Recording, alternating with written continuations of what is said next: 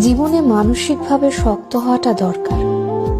আপনার ভেতরটা যতই নরম হোক না কেন, বাইরে বোঝাতে হবে আপনি একজন শক্ত মানুষ। শক্ত হতে না পারলে আপনাকে প্রতিনিয়ত ঠকতে হবে। নিজের ভেতর আত্মসম্মান বোধ, ইগো কিংবা মূল্যবোধ থাকা উচিত। খেয়াল করলে দেখবেন যারা ঠকে যায় তারা বরাবরই নরম মনের মানুষ। শক্ত মনের কাউকে মানুষ ঠকাতে পারে না। সবকিছু রিভেঞ্জ অফ নেচার অর্থাৎ প্রকৃতির প্রতিশোধের উপর ছেড়ে দিতে নেই।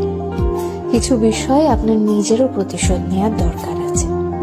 যে আপনাকে যতটুকু অবহেলা করে, কষ্ট দেয়, তাকেও সেই পরিমাণ অবহেলা কিংবা কষ্ট ফিরিয়ে দেওয়া উচিত। জীবনে ভালো থাকার জন্য হলেও একটু কঠোর হওয়া দরকার। যে কোনো কিছু সহজে পেয়ে গেলে মানুষ মূল্য দিতে জানে না। মানুষ হিসেবে আপনি সহজ হতে পারেন, তবে সস্তা কিংবা